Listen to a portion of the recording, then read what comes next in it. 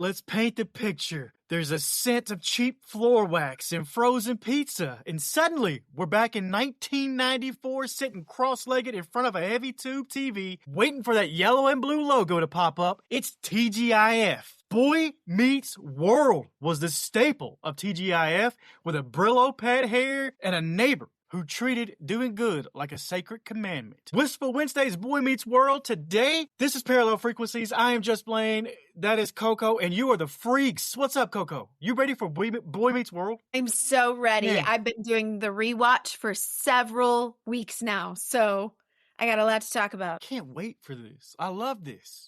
I love sitcoms. And this is one from TGIF, and that right there touches it tickles my nostalgic point, you know? Like, it really does. And there were so many shows that were part of TGIF that were so good. It was so great to know that you were going to sit down, like, at the end of the week, finally got done with, you know, your school week or whatever. You've been, like, waiting for it, something to look forward to. And there was going to be this lineup of shows that, like, not one of them was bad, right? Like, not one of them you would skip. You just get to sit down and watch it all night. It was the fastest 2 hours on TV. And it was like, because it was you got to see 4 shows every Friday night, and they alternated during the seasons. And every one of them, like you said, you could not skip them. I've always been a fan of sitcoms, and I just love the 23-minute, it's 30 minutes, but 23 with the commercials. I love 23-minute episodes. There's something about it. There really is. Yeah. Speaking of, another one of my favorite shows, Big Bang Theory. We talked about this show before, right? Mm-hmm. We never really broken it down, but I think I said something about the Big Bang Theory has got more spinoffs than any other show I can think of. And guess what has hit the wire? Look at this. Can you see this? Yeah. If you're watching this on our video, there's a picture of 4 Big Bang Theory characters. This is not an old picture. There's a new spinoff coming this summer, and there's Stuart right there. And the whole show revolves around Stuart, and it's Stuart fails to save the universe. Well, it's about time Stuart got his time, right? I'm gonna tell you what, I think Stuart is my favorite character from Big Bang. You know, the actor was supposed to play Howie. Yes. And, you know, scheduling conflicts, or he got sick. I can't remember the exact story, but then the actor that ended up playing Howie was in that role instead. Did a fantastic job. We all love Howie, right? Yeah. But this guy who plays Stuart, he ended up playing alongside him on the series, you know, as Stuart, knowing that was the role he was supposed to have, and still, like, no animosity, just like, yep, he killed it. I'm just happy to be Stuart. We're all friends. It's all great. Yeah. What a great guy to not have jealousy or anything. Yeah, I think so too. And I gotta say though that the plot for this sounds wild. And Stuart was like I said, my favorite character from Big Bang. I think he's hilarious. I think some of the stuff he says, I think he was underrated almost. Like it's Kevin Sussman is who plays Stuart. Kevin Sussman is the guy's name. And the plot for Stuart fails to save the universe is basically Stuart messes up a machine that Leonard and Sheldon have made and ruins the world. And I'm like, I thought it was a joke when I was reading about it, but it's not. This is 1,000,000%. So that's what happened. Did this happen around like 2016? Are they going to do a flashback to that time? Is that what happened? Are we all supposed to, we're in the middle of an apocalypse here and it's because of Stuart? That'd be great. I don't know how that's going to work. But well, I know that Stuart, that's all I have to say. I don't know who we're going to see from the original show come in. Probably not. You probably won't see Johnny Galecki, you know, Leonard and Sheldon. They might make cameos. That would be great. I love a good cameo. Yeah, right? But I was pumped when I saw that info, that news hit, because I was such a fan of Stuart. And in the later seasons is when he really starts to bloom. And he really becomes a more of a main character in the series. So, yeah, I had to throw that out there. We're going to have to do Big Bang Theory at some point. Oh, for sure. Yeah. And not in the comedy sitcom era, but I was just watching an interview with John Hamm this morning, and I realized, you know, we got to do a rewatch of Mad Men too, in the drama category. But like, man, it's been a while since I saw it originally, and I bet a rewatch is just about time for that. That's a good one. I like that. We should put that on there. we keep thinking we're going to run out of shows or movies to talk about. And we always think about, every time we do that, we think about like 8 other movies or shows. We're like, Yeah. oh, put that on the list. Put that on the list. Put it on the list. But today is Wistful Wednesday / TGIF, because it might as well be. But Boy Meets World, to me, it was a game changer. It was the coming of age. We grew up with this. I feel like I grew up with Cory and Topanga. What about you? Yeah, You the same way? Yeah. This was like, I'm sure you feel the same way. Our generation had crushes on characters of shows like Boy Meets World. And it wasn't until maybe I saw Danielle Fishel on Dancing with the Stars this last season, maybe that I realized that I didn't just have a crush on Ryder Strong or Sean Hunter, as most people did in my generation. And also Eric Matthews, Will Friedle, that played or Friedel. I'm not sure how you say his last name, but yeah, such, they were cute for all of us girls in that age range. But then I'm thinking to myself, man, I definitely had a girl crush on Danielle. She is adorable. Oh, all of us wanted hair like hers. Try our best, but it doesn't quite look like that. She's a great Instagram follow. Yeah. She is fun. I love the messages that she's putting out there. I love the stances that she takes. She's just like Topanga in that she's like not going to take crap, right? She's like, I'm saying what's what. Yeah. And we got to shout out too, because Pod Meets World is their podcast where they break down episodes of Boy Meets World. They just did, I don't know, the wedding I saw was one that was done. All the episodes they do. And it's Will Friedle, Ryder Strong, and Danielle doing that show together. And I think that show is incredible. That's probably my favorite podcast. I have to admit, that's my favorite show out there. Oh, yeah. Yeah, they do a great job. And I love, the details that they bring out, like what it was like being on set, what it was like. And they don't hold anything back. They're not over here acting like it was all just so great. They are critical of some of the writing and some of the things that, I saw one of those episodes they were talking about Sean's leather jacket trauma. Like every time Sean's wearing a leather jacket, it's because it's going to be a Sean's trauma episode. Yeah. Yeah. And I'm like, yes. They just broke down the tea. They were just talking about the episode where the bear was in the classroom and they were in the seats. And they were talking about how they got handed a bunch of pamphlets like, don't move fast, don't do this. But they're sitting there covered in honey. What did it matter? And I thought that was good. Rewatch, I think I realized what a goofy show this was. I mean, it had its really real, very down to earth, let's talk about the hard things episodes, but they weren't afraid to get really goofy too, like really goofy with it. So. Yeah, and that's a credit to Michael Jacobs. Michael Jacobs is the creator of this entire show, and April Kelly, but Michael Jacobs directly. And it's like he made sure to give you a good mix of goofiness and life lessons all in one. During my rewatch, this is what I noticed. I started looking at this, and there's 7 seasons of existential dread. 1 legendary Feeny call, 3 different actresses playing the same little sister, give or take a disappearance into the ether.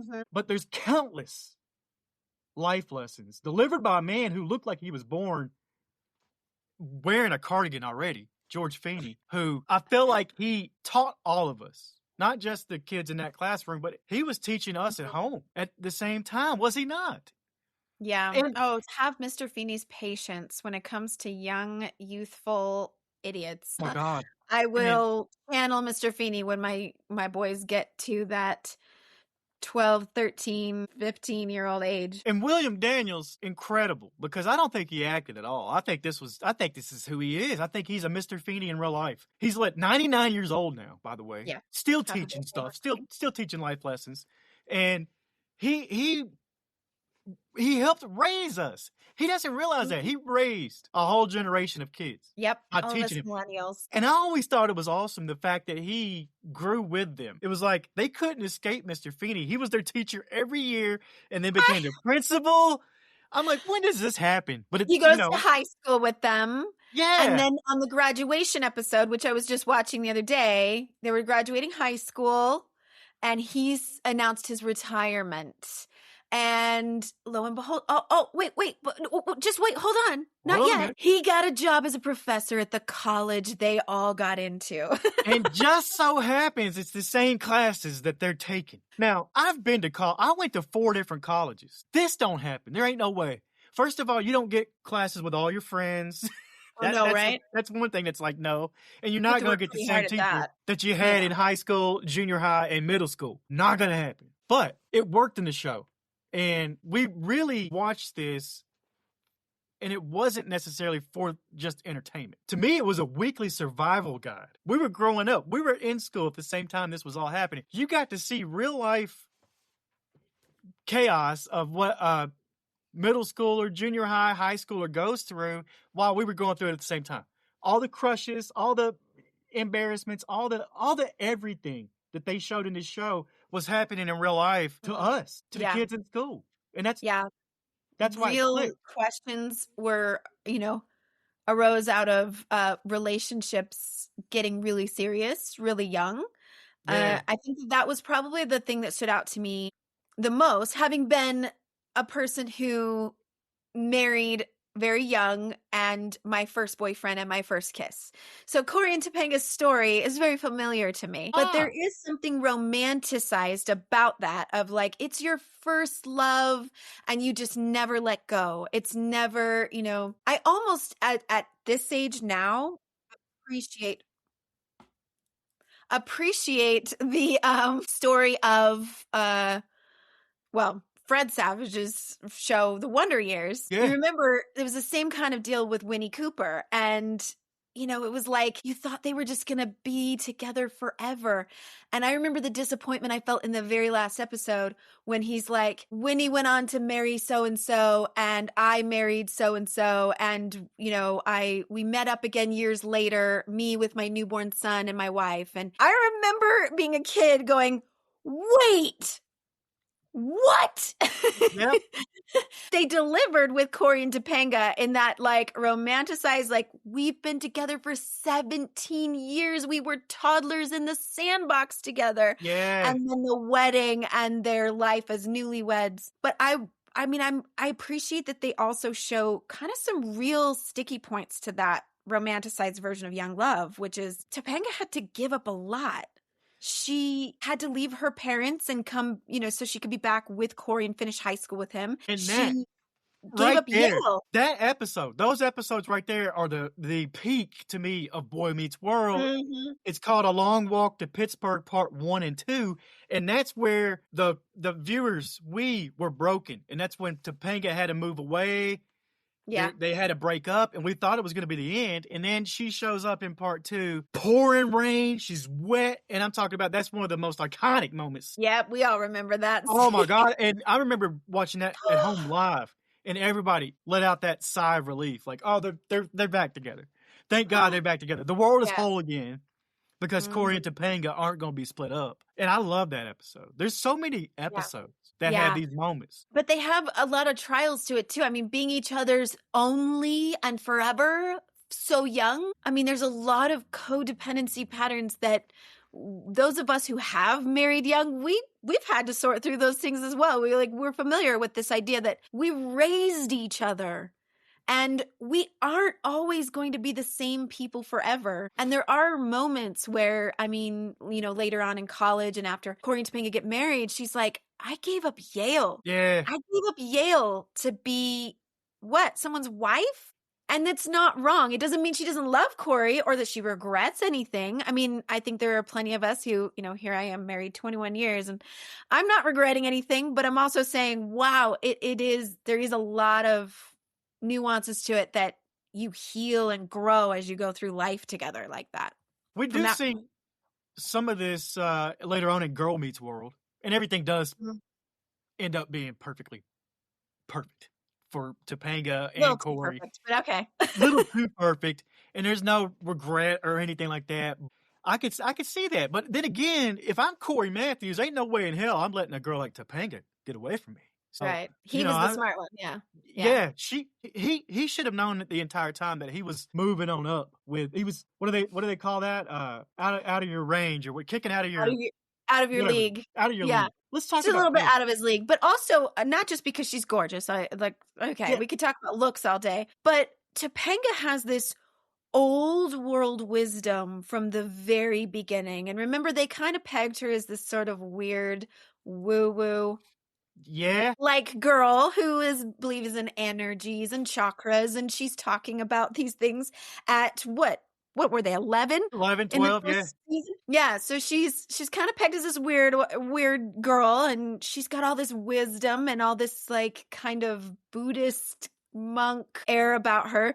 And these two idiot boys, Yeah. which I don't know, is kind of familiar to me. That's a little bit how middle school felt to me, where I was like, what Yeah. are they doing, boys? Like, what are they thinking? But yeah, they made fun of her. That they weren't in love, okay, in the beginning. This was not love at first sight. They were like, girls, ew. Yeah. And all the things, until you see that evolve over the seasons. And she takes that wisdom and becomes kind of like this emotional glue for everybody. Yeah. You see how she's, I mean, you talk Mr. Feeny is like the guy they all go to for advice, but she also kind of holds the space for she does. emotions. And yeah. I think season 3, the beginning of season 3, they make a reference to her growing up in a nice way because she's got boobs and everything. This was over subtle references to her maturity. Yeah, but that's when they start noticing. And that's when she changes from this weird girl with this weird hair to, what is this? Like it's new. It's new for these young boys. Yeah. And I love all of the characters, but let's go into them a little bit. Like Cory Matthews is the everyman or neurotic or a mix of both. He's not an athlete, not really a rebel, not really the genius. He's just kind of there, nervous, curly haired, and obsessed with Topanga. Who wouldn't be?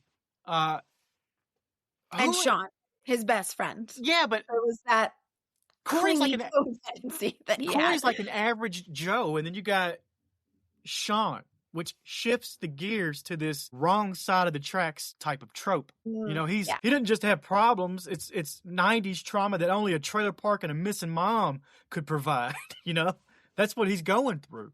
And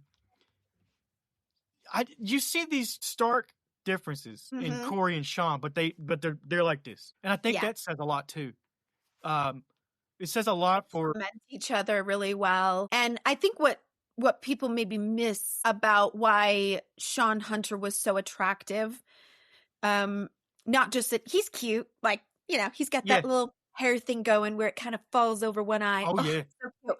But aside from that, I just want to, I'm kind of speaking for all the girls who my age, like had that crush on Sean. It wasn't that he was a bad boy, kind of a rebel. He was going to break your heart and you knew it.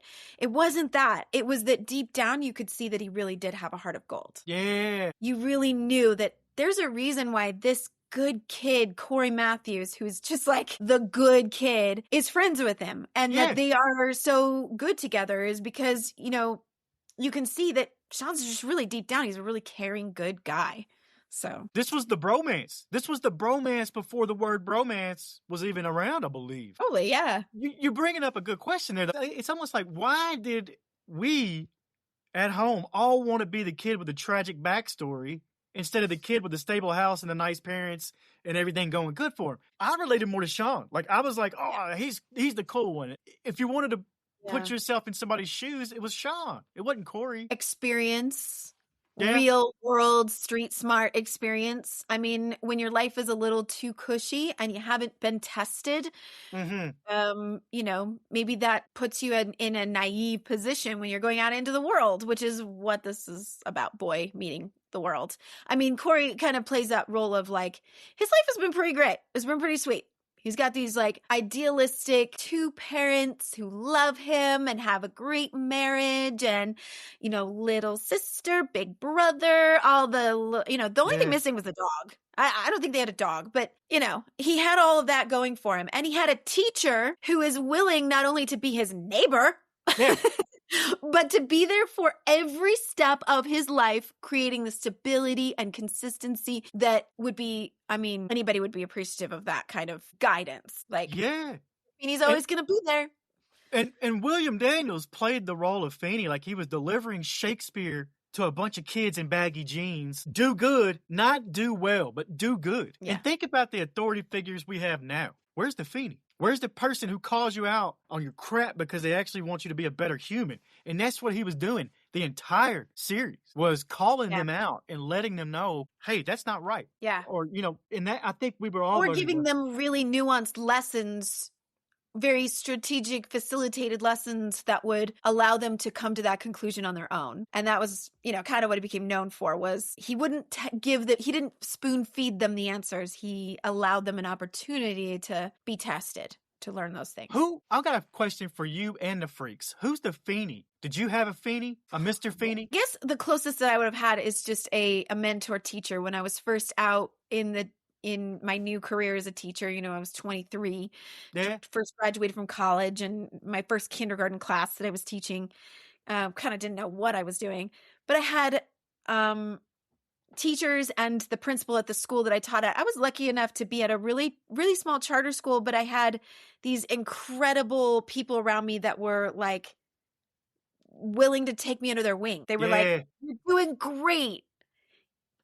Let me know if you need any help." I probably drove them all crazy because I overthought everything. And I would just walk into their offices and be like, "I'm stuck. I don't know what to do. Can I talk at you for a little bit and then see if we can come up with a solution to this problem I'm having?" And so they had to kind of, I don't know, deal with me. They had to be like, "All right, go ahead and talk at me for an hour if you need to, That's awesome.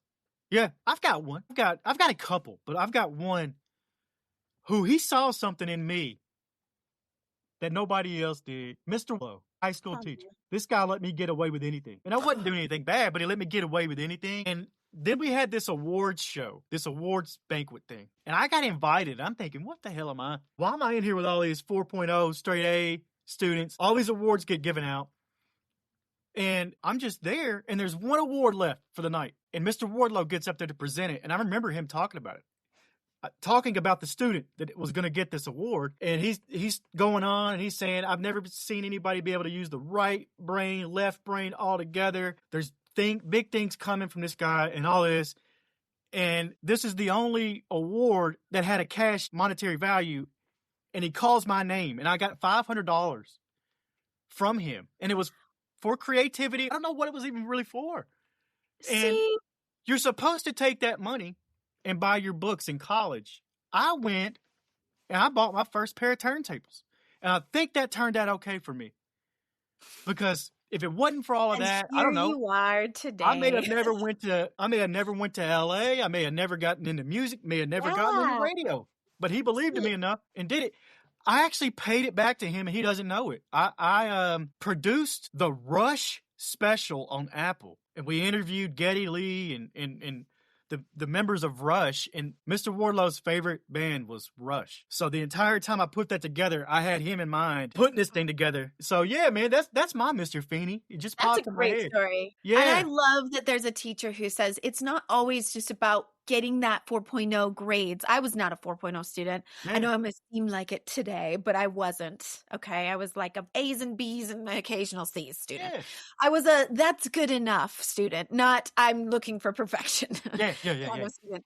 But to be recognized for I see you. I see what you've got to offer that doesn't translate to grades. Mm-hmm. Or maybe sometimes it does. I don't know what your grades were. But for the most part, it didn't matter, right? It just doesn't matter what that letter is on a piece of paper. Yeah. Love that. I think that's what Mr. Feeny saw in Sean. I mean, Sean didn't always show up academically ready for the whatever the lesson was that day. But he saw something in these kids in that watching them grow up through the seasons in the series.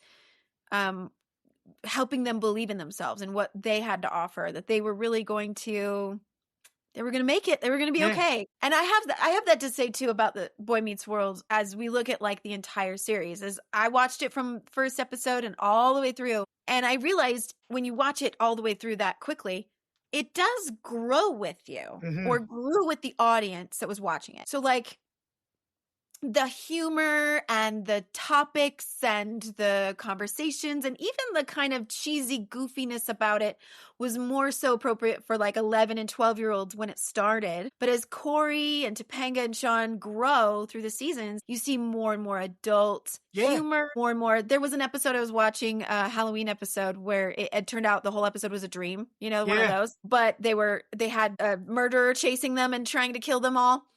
And Eric quotes South Park several times in the episode. And I was like, that feels really out of place. Yes.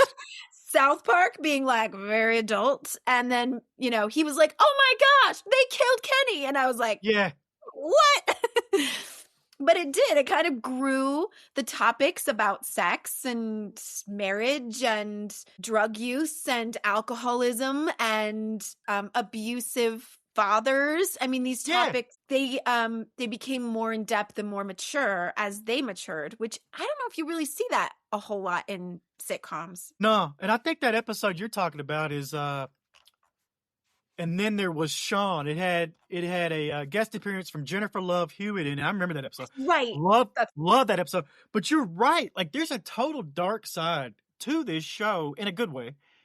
And it's balancing. It grounds the goofiness.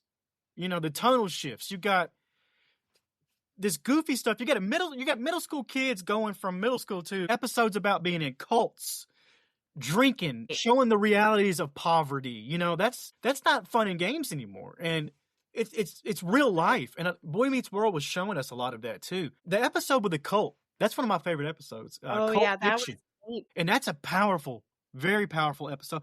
First of all, Jonathan Turner, he disappears. We never see him again after this motorcycle accident in this episode. So I don't know if it's R.I.P. Mr. Turner. Well, there is a mention of him on the graduation episode. I love how Boy Meets World does not shy away from making fun of itself.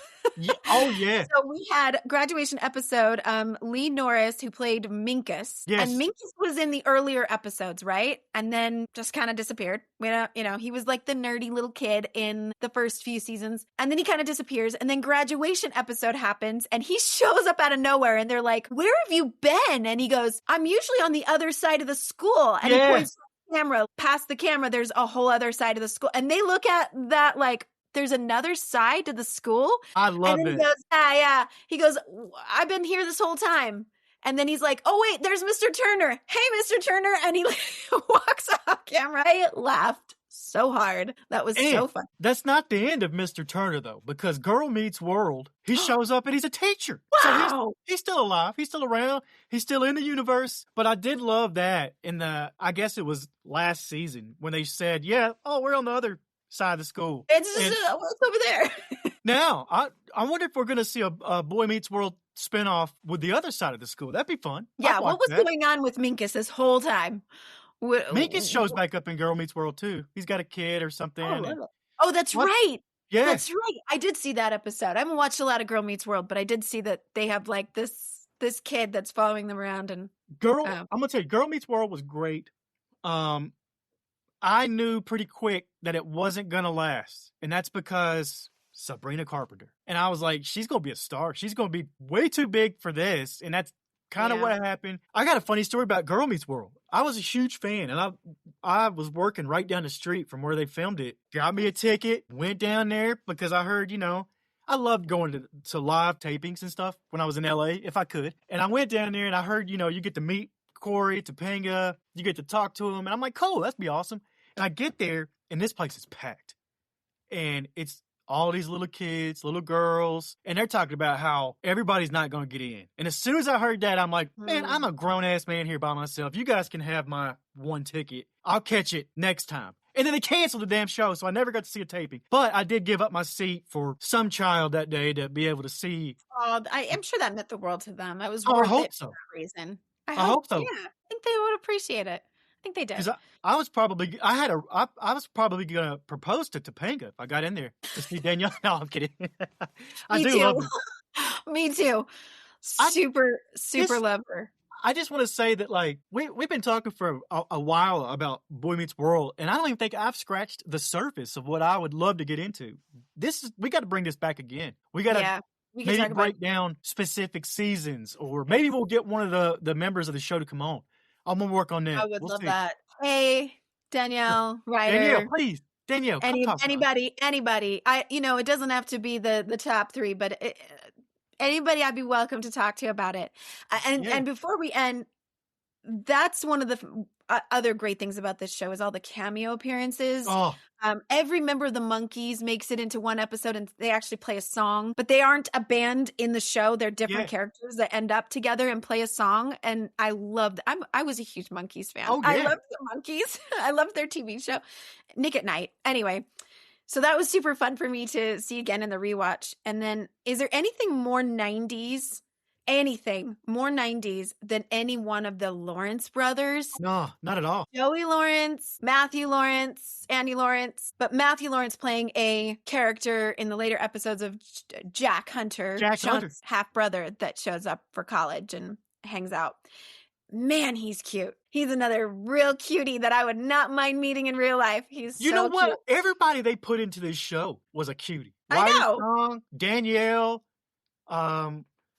even Cory, Ben Savage in his own way. He's adorable too. And then you had later on, when they started growing up, you got some more hotties in there with Trina McGee. You had her come in. You had Rachel Maitland come in as, what was her name on the show? She ended up in porn. She ended up doing some porn later on.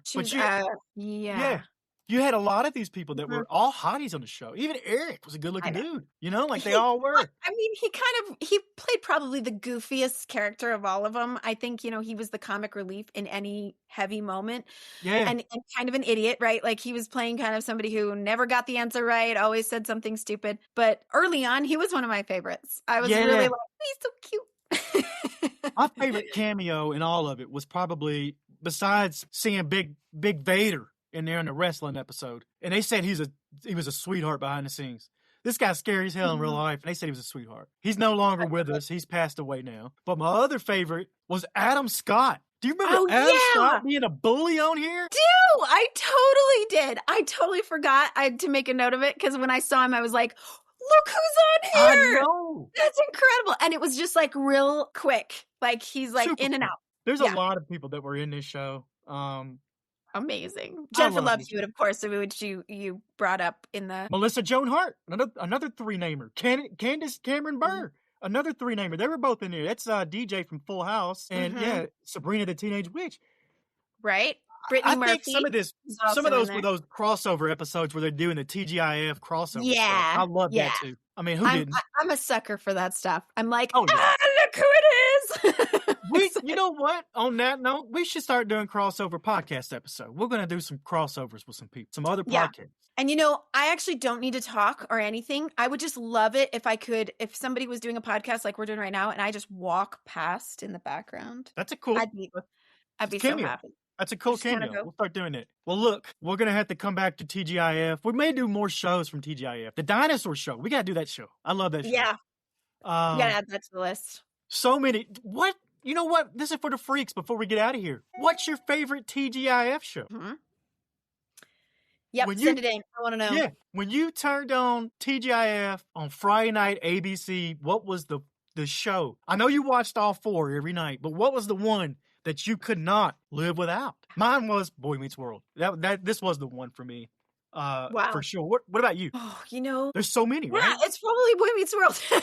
Now that I think about it, I'm like, is there anything that I look forward to more? I don't know. I mean, I think earlier on, before Boy Meets World, it was kind of in the Full House era. Full House, Family Matters, probably. Family Matters, yeah.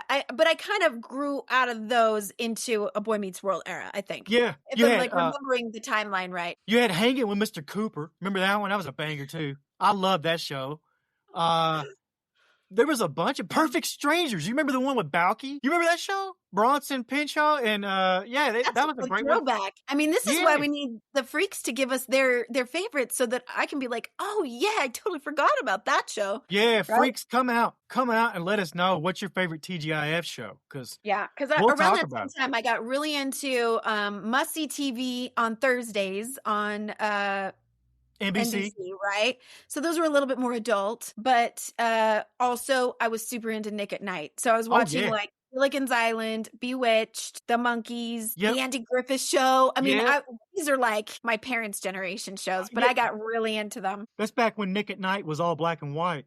It was. Yep. Now it's like The Dick Van Dyke Show. Yeah, now you turn it on and it's Friends. I'm like, wait a minute. Oh, this that kills me. Yeah.